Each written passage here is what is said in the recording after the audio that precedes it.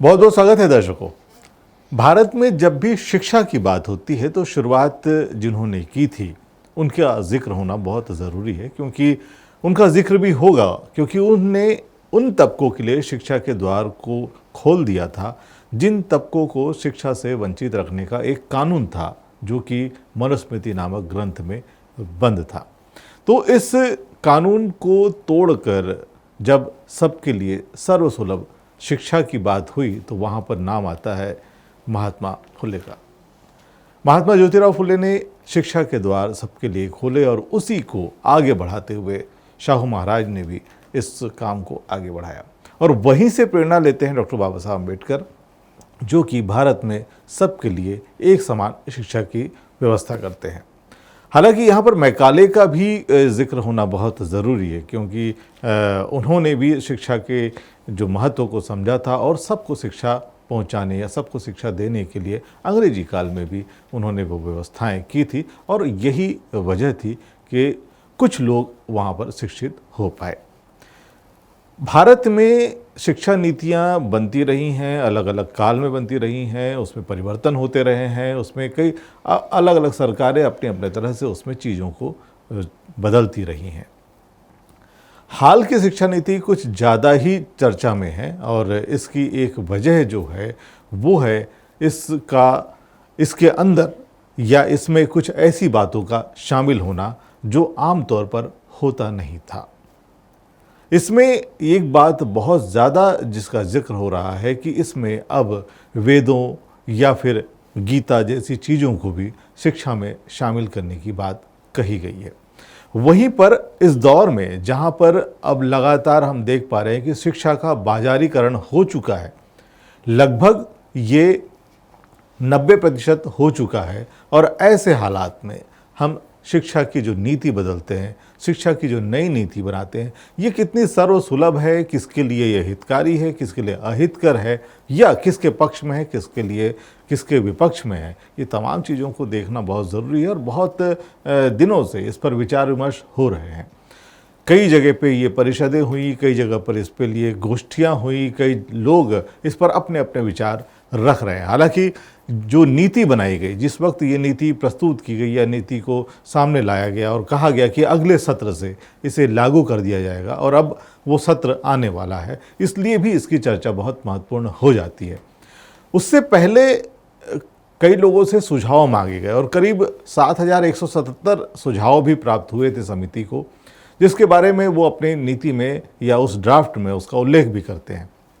हालांकि फिर भी बहुत लोगों को शिकायत है कि इसको सभी लोगों से इस पर विचार विमर्श नहीं किया गया, सभी लोगों से इस पर बातचीत नहीं की गई या फिर जो सुझाव दिए गए थे उनको उस तरह से नहीं माना गया या अपने अनुसार सुझाव ले लिए गए और उसे उसमें शामिल कर दिया गया। इन बातों को कहने वाले बहुत सारे हैं और बहुत सारी बातें इसमें हो रही हैं। नागपुर में भी हाल ही में एक परिषद हुई थी जिसमें काफ़ी लोग जुटे थे और इस विषय पर काफ़ी लोगों ने अपने विचारों को वहाँ पे प्रेषित किया था, वहाँ पे अपने विचार रखे थे और एक ये बात निकल कर सामने आई थी कि बड़ी संख्या में जो लोग हैं या फिर बहुजन जो लोग हैं उनके खिलाफ ये शिक्षा नीति, जो नई शिक्षा नीति है, ये जाने वाली है।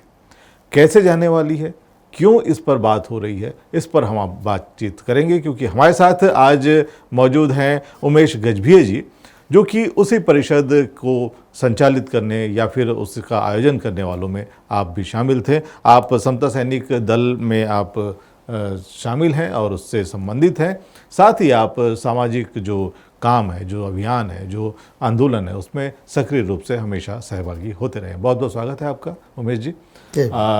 इस बात को आप किस तरह से रखना चाहेंगे कि ये जो शिक्षा नीति है ये बहुजनों के खिलाफ जाती है, किस बात से आप इसको बल देंगे? एक्चुअली देखा जाए तो जो एजुकेशन पॉलिसी 2020 है तो लागू, उसका पहला जो प्रारूप है वो 2019 में अडॉप्ट हुआ था और उसके बाद उन्होंने इस पर SC, ST, OBC, VJNT और बाकी के तबके के जो एजुकेशन एक्टिविस्ट है उनसे चर्चा करना चाहिए था और उसको लागू करने के पहले यानी ड्राफ्ट तैयार करके आपने सार्थक और NEP 2020 जो पब्लिश किया उसके पहले पार्लियामेंट में चर्चा करना चाहिए था। तो ऐसा न करते हुए गवर्नमेंट ने क्या किया है कि मानव संसाधन विकास मंत्रालय ने इनको लागू किया है और इसका इम्प्लीमेंट UGC के जो नए चेयरमैन आए हैं उन्होंने 2 महीने से चालू भी किया है, यानी शुरू हुई है 2022 से। अब ये किसी भी एजुकेशन पर का जो आप कमीशन रहता उसका चेयरपर्सन और उसमें संबंधित जो मेंबर रहते वो एजुकेशन क्षेत्र के एक्टिविस्ट होना चाहिए, जिनका एजुकेशन क्षेत्र में कुछ बहुत सारे रिसर्च ग्रंथ होना चाहिए, डेप्थ होना चाहिए। लेकिन आप ये एजुकेशन पॉलिसी के अध्यक्ष जो देखेंगे वो एजुकेशन एक्टिविस्ट नहीं है, वो एक साइंटिस्ट है जो इसरो से संबंधित है। उनका कार्य अंतरिक्ष में होने वाली जो भी चीज़ है उसका रिसर्च वर्क है। तो उसके अंदर जो कुछ होता है अंतरिक्ष उसके लिए उनको अध्यक्ष बना चाहिए। लेकिन इन्होंने क्या किए, उनको एजुकेशन ये जो NEP 2020 और 2019 है उसका ये बनाए और उसके बाद जितने भी मेंबर है 1-2 को छोड़कर बाकी सभी अलग अलग क्षेत्र के 1-2 ही व्यक्ति ऐसे हैं जिनका डायरेक्ट संबंध एजुकेशन पॉलिसी से है, वो एजुकेशन के संदर्भ में है। अब ऐसे व्यक्ति अधिकारी है क्या कि एजुकेशन पॉलिसी के निर्माण करते। चल इसके पहले जितने भी कोठारी आयोग से लेके सभी जो भी एजुकेशन पॉलिसी लागू की है वो एजुकेशन एक्सपर्ट थे, उनका देश और विदेश में नाम था। इनका वैसा कुछ नहीं है। इसलिए देखो आप शुरुआत से लेके एंड तक आप इसको इस ड्राफ्ट को पढ़ेंगे तो ऐसा लगता कि एक आधी बात शुरू करते उसकी लिंक आगे नहीं बढ़ती दूसरा ही आ जाता, फिर उसको चालू करते उसको ख़त्म नहीं करते तीसरा ही आता, फिर वो ऐसे काम यानी वो क्या है वो बोलते हनुमान की जो ये लंबी होती हुई पूछ रहती है वैसे ही इनका दिख रहा। तो इनकी लिंकेज कहीं नहीं। तो दूसरी बात आप कुछ करना चाहते तो उसके लिए इतना पैसा मैं रख रहा ये बातें ही नहीं है उसमें। कोई भी एजुकेशन पॉलिसी के लिए इंफ्रास्ट्रक्चर से लेके जैसे KG से पोस्ट ग्रेजुएशन अपन बोलते हैं PhD तक यानी नर्सरी से ऊपर तक। तो नर्सरी से आप बात करें तो नर्सरी के लिए कितना पैसा रखोगे 6 साल के पहले के बच्चों के लिए यानी प्री स्कूल बोलेंगे, उसके बाद के स्कूल के कितना, उनका इंफ्रास्ट्रक्चर क्या रहेगा, उनको पढ़ाने वाले लोग कितने एक्सपर्ट रहेंगे, उनको कितनी सैलरी देंगे, कहाँ से दोगे। केंद्र सरकार दे रही और राज्य सरकार उसके लिए क्या क्या प्रावधान कौन सा प्रावधान उसमें कुछ नहीं है। सिर्फ उनमें क्या लिखा है कि कोई दानशूर व्यक्ति आएगा, पब्लिक प्राइवेट पार्टनरशिप। अब जब PPP शब्द आता तो कोई भी पैसा लगाएगा, एक अच्छी स्कूल डेवलप करने के लिए 5, 10, 25 करोड़ लगते। तो ये 25 करोड़ कोई लगाएगा तो उसमें प्रॉफिट गेन नहीं करेगा क्या? तो इसका मतलब है वहाँ पे आप SC के लिए क्या सुविधा रख रहे, कितना फंड रख रहे, ये तो वहाँ मेंशन करना चाहिए। वो तो है नहीं। ST के लिए कितना, VJNT के लिए कितना, OBC के लिए कितना, आप स्पेसिफिक पैसा हम गवर्नमेंट इतना दे रहे ये तो वहाँ होना चाहिए। वो ऐसी बात नहीं हम ऐसा करेंगे, कैसे करेंगे बिना पैसे से कैसे, और कोई क्यों पैसा लगाएगा बिना प्रॉफिट से। इतनी तो दानी लोग भारत में नहीं है कि बाबा भारत के जैसे 135 क्या बोले 135 करोड़ लोगों की लोक संख्या है। आज उसमें से हम 35 करोड़ स्टूडेंट समझे तो 35 करोड़ के लिए साल के एक स्टूडेंट पे 10,000 रुपये तो भी आपने खर्च करना चाहिए। तो कितने हो जाते, इतना पैसा आपने रखे क्या? तो वह बात ही नहीं है। तो आप क्या हवा में, एयर में ये पॉलिसी बना वैसे रहे? ये देखा जाए तो भले ही उस पॉलिसी में इस बात को मेंशन नहीं किया गया है, लेकिन ये तो होता है ना कि हर बार जो बजट बनता है, हर बार जो बजट पेश होता है, वहाँ पे एजुकेशन के लिए कुछ बजट जो होता है निर्धारित होता है, तो वही बजट यहाँ पर लागू होगा। अभी सिंपल ही बात है कि आप बजट की जब बात करते हैं तो भारत का 2022-23 का जो बजट है वो 40 लाख करोड़ रुपए है। जी। अब आप 40 लाख करोड़ की जब बात करते हैं तो एजुकेशन के लिए हम आपने कम से कम जो विदेशी लोग रख रहे वो 7-8 उससे 10% एजुकेशन का रखते, तो आप 40 करोड़ में 5% भी रखेंगे तो कितना हो जाता? उतना पैसा आपने रखे क्या? तो आपका एजुकेशन का फंड भारत का 2% भी नहीं है, 2% भी नहीं है। और उसमें भी एससी के लिए आप, एससी का पॉपुलेशन है 16%। 16% का मतलब है 40 लाख करोड़ का आपका जो बजट में ये है राशि, उसमें 16% रखना चाहिए या कम से कम 15%, जो होता करीबन 9 से 10 लाख करोड़। आपने 9 से 10 लाख करोड़ शेड्यूल कास्ट के लिए रखे क्या? आपका बजट है शेड्यूल कास्ट के लिए 1,40,000 करोड़।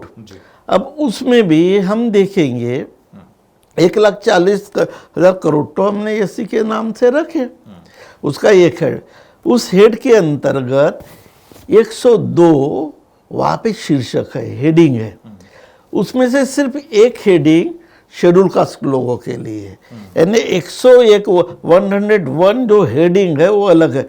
अब वहाँ से पैसा आप कहाँ दे रहे? आईआईटी के इंफ्रास्ट्रक्चर के लिए। अब आप आईआईटी के इंफ्रास्ट्रक्चर के लिए शेड्यूल कास्ट का पैसा दे रहा है, तो फिर आईआईटी में कितने बच्चों को आपने फ्री में शेड्यूल कास्ट के बच्चों को रखा? आपने शेड्यूल कास्ट का नाम से तो इतना पैसा रखा, लेकिन नहीं, वैसे एनआईटी के लिए अलग अलग, आईआईएम के लिए है, सभी पैसा आप शेड्यूल कास्ट से दे रहे, लेकिन शेड्यूल कास्ट के बच्चों को एडमिशन के देते समय पैसा ले रहे। तो इसका मतलब आप गुमराह कर रहे ना। पैसा तो रख रहे बजट में, लेकिन वो बाईपास जो रास्ता होता है, वो बाईपास रास्ते से आप वो पैसा वापस ले रहे। सिर्फ 9,500 करोड़ रुपए शेड्यूल कास्ट के लिए भारत सरकार खर्च करती जी। उसमें भी उच्च शिक्षा के लिए 100 करोड़ रुपए खर्च करती। ओवरसीज स्कॉलरशिप के लिए आप सिर्फ 37 करोड़ रुपए खर्च कर सकती। जो पोस्ट मैट्रिक स्कॉलरशिप है उसके लिए ज़्यादातर 6,000 करोड़ के करीब आप खर्च कर रहे। आप क्या कर रहे? भारत की यानी आज शेड्यूल कास्ट की पॉपुलेशन 22 करोड़ है जी। 22 करोड़ में कम से कम हमने 20% स्टूडेंट समझे तो 4 करोड़ स्टूडेंट शेड्यूल कास्ट के हैं। अब 4 करोड़ स्टूडेंट के लिए आपने कितना पैसा रखना चाहिए?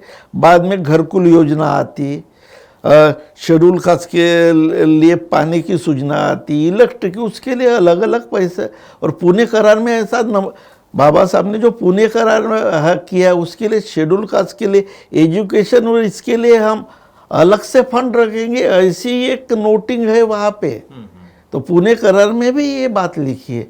तो केंद्र सरकार उसको अमल में नहीं रहा, तो ये क्या कर रहा?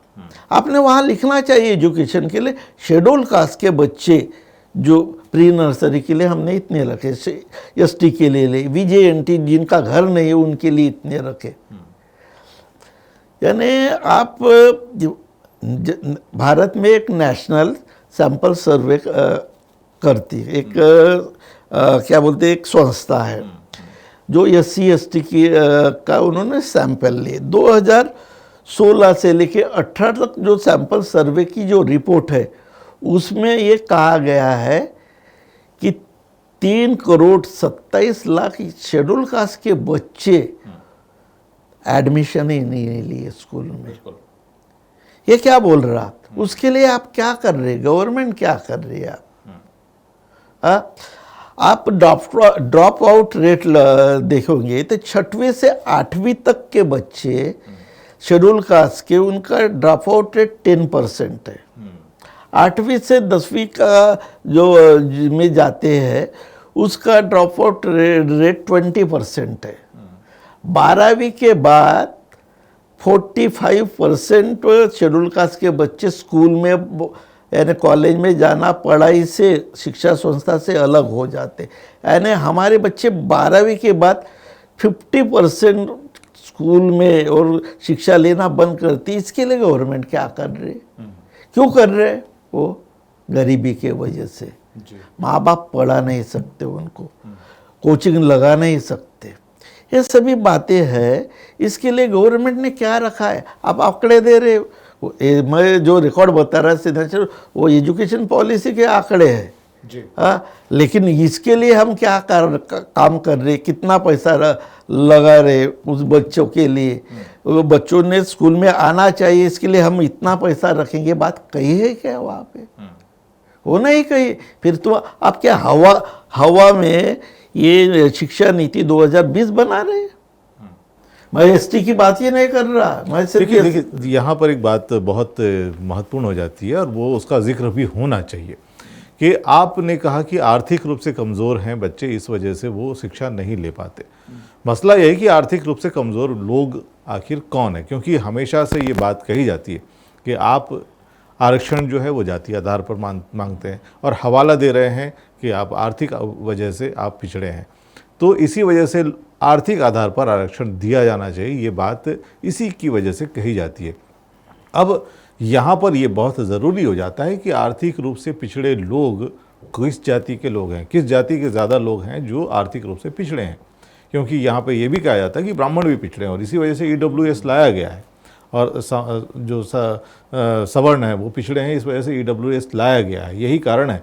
क्योंकि मसला यहाँ पर सिर्फ जो है आर्थिक नहीं है। अगर ऐसा होता तो सिर्फ कुछ जातियों के लोग ही पीछे नहीं होते और वो पिछड़े की सूची में या फिर शेड्यूल कास्ट की सूची में जो है वो नहीं होते। क्योंकि मसला यहाँ पर ये भी है कि आपने जो बजट की बात कही है, बजट को किस तरह से उसमें बाइफरकेट किया गया है, इन तमाम चीज़ों की जब बात हम करते हैं तो सबसे स्वाभाविक है कि विश्व में तमाम देशों में सबसे कम जो शिक्षा का बजट होता है वो भारत का होता है। हर साल होता है, पहले से ही होता रहा है।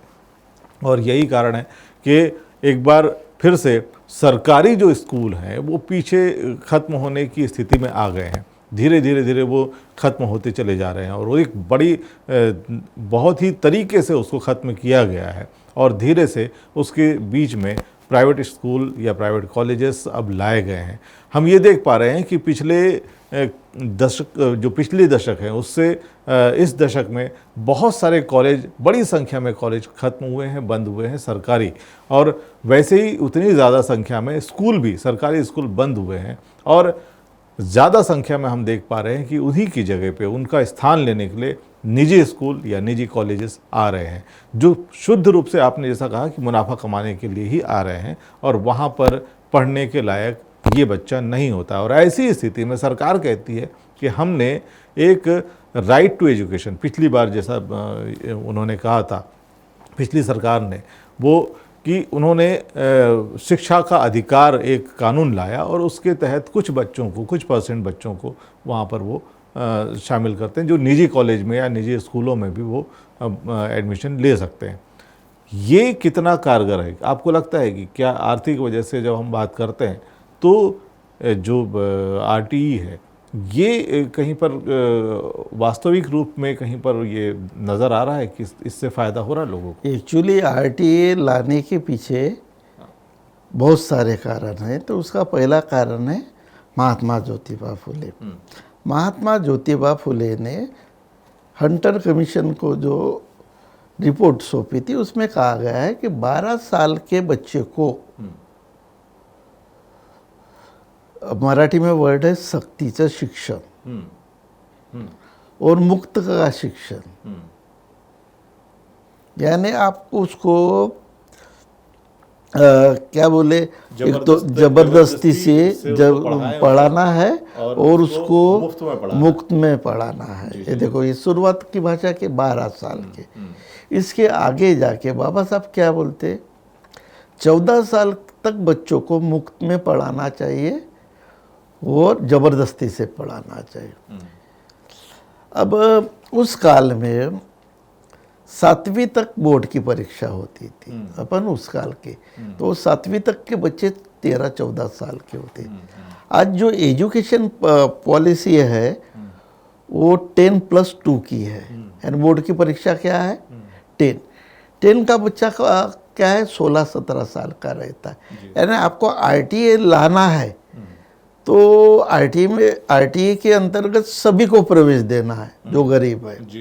तो आरटीए में ऐसा नहीं है, एक क्राइटेरिया है इतने किलोमीटर का, 1 किलोमीटर 2 किलोमीटर, उसमें से कुछ बच्चे यानी पूरा नहीं। तो बाबा साहब ने कहा उसके लिए आर्टिकल 15(4), आर्टिकल 15 का 5 और आर्टिकल 21 है। इसमें शेड्यूल कास्ट और इनके लिए कुछ बातें स्पष्ट रूप से रही है। भारत में 14 साल तक बच्चों को मुफ्त और जबरदस्ती की शिक्षा ही नहीं दी गई अभी तक। जब आपने दिए ही नहीं, किसी कम्युनिटी का रहे यहाँ पे, तो बातें क्यों कर रहे ज़्यादा। अब और दूसरी बात, आप आरटीए के अंतर्गत किसी बच्चों को एडमिशन दे रहे, 8वीं के बाद उनको पैसा देकर, यानी 8वीं के अपना पहला स्टैंडर्ड है 10 तक बोर्ड की एग्जाम, यानी आप 10 तक भी उनको पढ़ा नहीं सकते जी। अब 10 तक नहीं पढ़ा रहे तो 8वीं के बाद जिनके पास पैसा नहीं वो घर में बैठेगा। तो फिर आरटीए का आपने जो भी कानून बनाए हो हमारे बच्चों के किस काम में आएगा। गरीब SC ST VJNT OBC वो गरीब को है ही नहीं, तो यही भी गलत है। एक्चुअली ये आपने दिखाने के लिए ये कानून बना है। सभी के लोगों के लिए 16 साल के बच्चे 10वीं तक कम से कम पढ़ाना चाहिए, इसके लिए कानून बनाओ और मुफ्त में दो। वो प्राइवेट स्कूल रहे, कॉन्वेंट रहे कि कोई, सभी के लिए पैसा दो स्कूल में। जैसे आपने एक आधी कॉन्वेंट में बच्चे को डाला, उसकी फीस 10,000 रुपये है, तो गवर्नमेंट ने देना चाहिए उन 10वीं तक जी। नहीं कर रहे, इसका मतलब आपके दिखाने के दांत अलग है और खाने के दांत अलग है। तो ये बात आपने नहीं कर, ये कांग्रेस ने भी की और उसके ऊपर चढ़ के बीजेपी भी कर रही है। हमारे VJNT के जो लड़के हैं जो घुमतू जाति के हैं, घुमक्कड़ जाति के हैं, उनका घर चेंज होते रहता, 4 महीने अपने गांव में रहते, वो स्कूल में दूसरे गांव में गएंगे तो उनके लिए क्या आपने ये किए है। जहाँ गए वहाँ पढ़ाने की शिक्षा करी। गांव में 50 लोगों का गांव एक पहाड़ी पे है, उनके लिए आपने क्या ये किए। एजुकेशन पॉलिसी में आपने उनके लिए क्या बताया। वो गांव का लड़का 20 किलोमीटर चल के क्या आपके स्कूल में पढ़ने वाला है क्या। वैसे इसके लिए जो व्यवस्था की गई थी पिछली सरकारों में, पिछली सरकार में एक व्यवस्था की गई थी कि शिक्षा के अधिकार को लेकर या स्कूल चलो अभियान के अंतर्गत में ये व्यवस्था की गई थी सर्व शिक्षा अभियान के तहत कि हर गांव से नज़दीक में स्कूल जो है बनवाए गए थे। बहुत नज़दीक हर कोशिश की गई थी कि ज़्यादा से ज़्यादा स्कूल खुलें।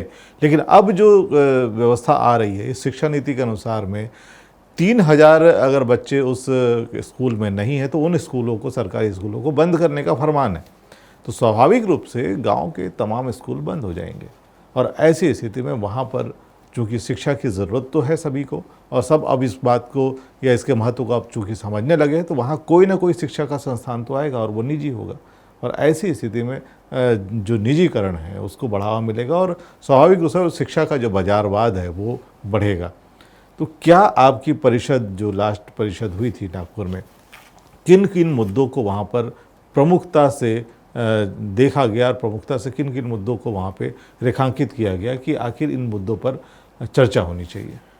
एक्चुअली शिक्षा का व्यापारीकरण ये गवर्नमेंट करना चाहती और शिक्षा की पॉलिसी स्टेट की और केंद्र सरकार की होना चाहिए।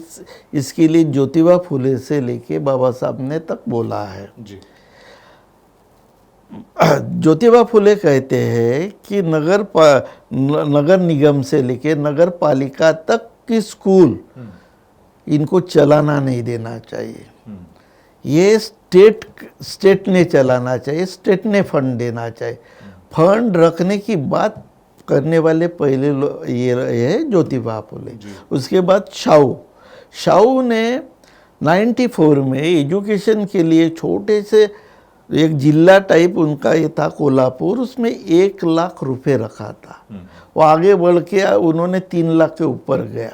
जो आज के इसमें छोटे से जिले के जो राजर्षि शाहू है उन्होंने 3 लाख फंड रखा। आज नागपुर से जब हम बात कर रहे हैं, आज नागपुर कॉरपोरेशन की पॉपुलेशन 33 लाख है और नागपुर के शहर का बजट जो है एजुकेशन पॉलिसी का 12 करोड़ है जी। ये क्यों बता रहा? राष्ट्रीय स्वयंसेवक संघ का हेडक्वार्टर नागपुर में है, तो एजुकेशन पॉलिसी का अमलीजामा जो पहनाया गया वो नागपुर कॉरपोरेशन से पहनाया गया। नागपुर के स्कूल को जो कॉरपोरेशन जो को तोड़ी गई और बेची गई, ये प्रयोगशाला है नागपुर जी। हाँ, तो राष्ट्रीय स्वयंसेवक संघ का जो क्या बोले एजेंडा मुख्य जो है वो है शिक्षा खत्म होना चाहिए, क्योंकि उनको मालूम है मेकाले ने 1835 के बाद क्या किया, जो संस्कृत में शिक्षा थी वो संस्कृत की शिक्षा की जगह अंग्रेजी शिक्षण लाया। इसलिए आज के उपराष्ट्रपति जो मान्यवर है वो बोलते मेघालय के नाम से गालियाँ देती, क्योंकि संस्कृतिकरण का भगवाकरण बंद करने वाले पहले मेघालय है। और उसके बाद ज्योतिबा फुले ने बोला 3 भाषा में पढ़ाई होना चाहिए, एक मातृभाषा में, एक राष्ट्रभाषा और तीसरी अंग्रेजी। बाबा साहब बोलते अंग्रेजी में पढ़ाई होना चाहिए। अभी ये इसके लिए इन्होंने क्या किए, नई पॉलिसी में संस्कृत भाषा को बढ़ावा दिए। संस्कृत भाषा को बढ़ावा देने के बाद इन्होंने कला और संस्कृति के नाम से एजुकेशन में कुछ पार्ट आएगा ऐसा बोला है। इसके लिए वो क्या बोलते हैं, चाणक्य से लेके पतंजलि का एजुकेशन यहाँ पे आना चाहिए। बुद्ध का एजुकेशन लाए बोले रहे तो अलग बात है, वो सभी के लिए समान विकास किए थे, लेकिन ये बोल रहे।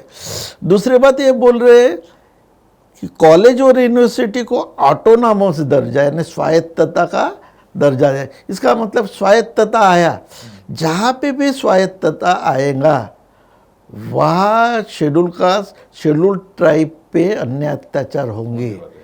उनके प्रैक्टिकल के मार्क नहीं दिए जाएंगे, कम मार्क दिए जाएंगे, उसके अटेंडेंस कम किया जाएगा, उनको फेल करने का काम किया है। तो ये और दूसरी बात, सबसे बड़ी बात क्या की उन्होंने, आप नेशनल एजुकेशन पॉलिसी ला रहे, तो लाने के बाद उसी तरह से इम्प्लीमेंट करना चाहिए। तो यूनियन जो यूजीसी है, यूनिवर्सिटी ग्रांट कमीशन के नए चेयरमैन अलग से अपने इम्प्लीमेंट क्यों कर रहे हैं? यानी आपने ये लागू करने के बाद क्या किया, आए बरोबर उन्होंने क्या किए, 12th के बाद एक एंट्रेंस एग्जाम रखे एडमिशन के लिए, और स्टेट और नेशनल यूनिवर्सिटी के लिए तो कंपलसरी है जी। स्टेट के लिए भी वो उन्होंने मान्य करना पड़ेगा ऐसा। अब जिस स्टेट ने मान्य किया वो, इसके मतलब क्या होगा, एक जो शेड्यूल कास्ट जिनके 90% लोग गरीब है पेरेंट, वो अपने बच्चों को ट्यूशन तो लगा ही नहीं सकते। तो 12वीं में उनको समझ 90% भी मिले तो उनको एडमिशन नहीं मिलेगा। वाकई ये बात तो सचमुच में उल्लेखनीय है और इस पर विचार करने की ज़रूरत है।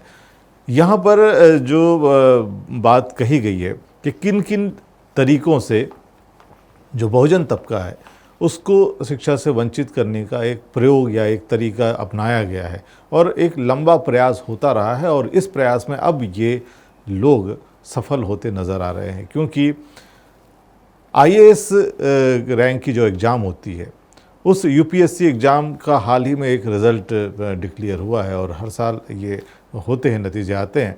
उसके बाद कई इस पे चर्चाएं भी होती हैं और हमेशा से ये बात कही जाती रही है कि इसका जो इंटरव्यू का जो सिस्टम है उसमें जो तीसरा जो अंतिम जो इसका परिणाम देने का जो सबसे अंतिम तरीका है इंटरव्यू, उस साक्षात्कार को जो है रिकॉर्ड किया जाना चाहिए या फिर उसकी वीडियो रिकॉर्डिंग होना चाहिए। इसकी मांग लंबे समय से हमेशा से होती आई है, लेकिन इसको नहीं माना जाता है क्योंकि यही वो जगह है जहाँ पर जाति के आधार पर भेदभाव करने का सुअवसर उन्हें मिल जाता है और यहीं पर तय होता है कि कौन से व्यक्ति को किस जगह पे रोकना है।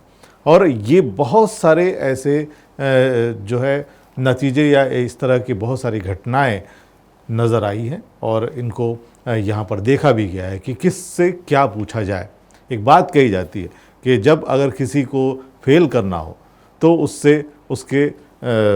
उससे कहा जाता है कि आप मेरे मामा का नाम बताओ, और अगर किसी को पास करना हो तो उससे कहा जाता है कि अपने मामा का नाम बताओ। तो इतने सरल सवाल पूछकर किसी को पास कर दिया जाता है और कठिन सवाल इस तरह से पूछे जाते हैं अगर किसी को वहाँ से हटाना हो। तो ये भी तरीका अपनाया गया है। बहुत सारे तरीके हैं, बहुजन समाज को इस शिक्षा से दूर रखने के कई तरीके अपनाए जा रहे हैं। इन तरीकों का सामान्य रूप से समझाकर लोगों को या फिर लोगों में इस शिक्षा नीति के बारे में आसान शब्दों में बात पहुंचाकर ही इस के लिए माहौल बनाया जा सकता है, लोगों को इस बारे में समझाया जा सकता है और इस काम में आप लगे हुए हैं। आपका हम धन्यवाद करते हैं और आपने यहाँ आकर अपनी बात रखी और उम्मीद करते हैं कि आगे भी इस प्रकार के विषयों पर आप अपनी बात रखेंगे। आपका बहुत बहुत धन्यवाद। दर्शकों, आपका भी बहुत बहुत धन्यवाद। हमारे इस चैनल को आपने देखा और हम उम्मीद करते हैं कि आप इसे सब्सक्राइब भी करेंगे और हमारे जो फेसबुक पेज है वहाँ पर भी जाके आप इसे फॉलो करेंगे। इक्वालिटी न्यूज़ को आप देखें और इसमें और भी कार्यक्रम आप तक हम पहुँचाने की कोशिश करते हैं और हमारा प्रयास होता है कि तमाम विषयों को हम इसमें समेटें। बहुत बहुत धन्यवाद। Thank you.